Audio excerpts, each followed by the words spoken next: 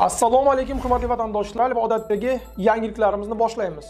Boshlashdan oldin katta iltimos, meni ko'rayotgan bo'lsangiz, podpiskani bosinglar. Podpiska bizning kanalimizga rivojlanishiga juda ham yordam beradi. Iltimos, shuni bosib qo'yinglar. Moskva hamda Moskva oblasti va Sankt-Peterburgdagi hamyurtlarimizga 10 yillik stajiga ega ishonchli dokument xizmatlarini taklif qilamiz. Registratsiya va uni продление qilish, трудовой договор, уведомление, spravkalar, проверка bazalar xizmatlari mavjud. Muhim eslatma, Amina ilovasi to'liq ishlamaganligi sababli registratsiya qilmaganlar zudlik bilan ushbu xizmatdan foydalaning. Hoziroq ekrandagi raqamlarga qo'ng'iroq qiling yoki WhatsAppdan yozing. Assalomu alaykum. Isroil bosh vaziri Netanyahu urush tugamasligini ma'lum qildi. Videodan to'liq xabardor bo'lish uchun videoga like va podpisatsiya tugmalarini bosib qo'ying. Urush hech qachon tugamaydi. Isroil bosh vaziri mamlakat olib borayotgan harbiy harakatlar hech qachon tugamasligini va oldinda hali ko'p ishlar turganini aytdi. Isroil bosh vaziri Benyamin Netanyahuning bayonot berishicha, mamlakatning qo'shni davlatlar va Eronga qarshi harbiy harakatlarni uning ta'biri bilan aytganda erishilgan ulkan muvaffaqiyatlarga qaramay yakunlangan deb hisoblab bo'lmaydi.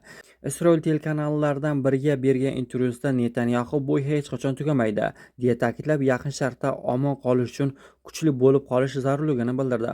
Uning so'zlariga ko'ra, o'zi Eron o'qi deb atagan kuchlarga qarshi kurash davom etmoqda. Shuningdek, Netanyahu Isroil hozirgi vaziyatda mintaqada yangi tinchlik kelishuvlarini ilgari surish uchun foydalanish niyatida ekanini aytdi.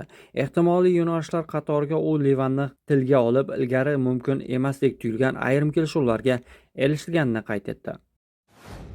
Eron tashqi ishlar vaziri Abbos Aroqchi mamlakat xalqi yoki rahbariyatiga qarshi har qanday tahdidga Tehron darhol va qat'iy javob qaytarishini bildirdi. Bu haqda u o'zining X ijtimoiy tarmog'ida yozib qoldirdi. Eron tashqi ishlar vaziri bu bayonot bilan AQSh prezidentining Isroilga ta'sir ko'rsatishiga ishora qilgan. AQSh prezidenti Tel Avivdagi o'z ittifoqchilarini jilovlash majburiyatini olgan.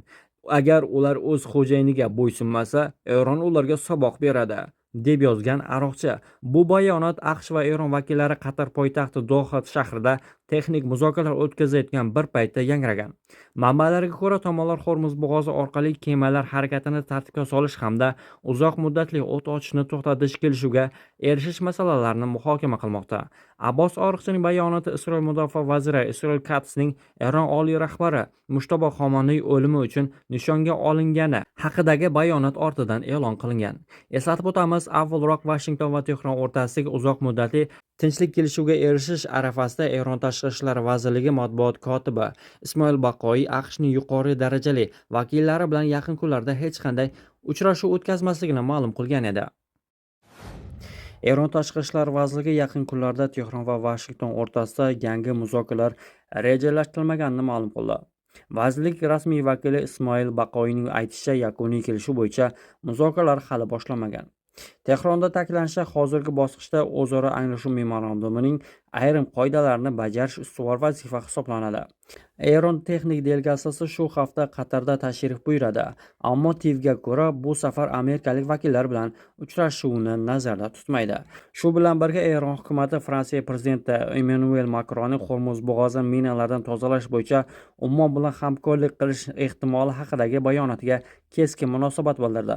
Eron tashqi ishlar vaziri o'rinbosari Kazim G'aribobodiyning ta'kidlashicha, Hormuz bo'g'ozini minalardan tozalash ishlari Tehron va Washington o'rtasidagi Islomobod memorandumi doirasida faqat Eron tomonidan amalga oshiriladi. Uning so'zlariga ko'ra, bu jarayonga boshqa davlatlar jalb qilinishi yo'l qo'yilmaydi. Tehron Hormuz bo'g'ozidagi vaziyatni hassos va murakkab deb baholab, Fransiyani qo'shimcha bayonotlar bilan vaziyatni keskinlashtirmaslikka chaqirdi.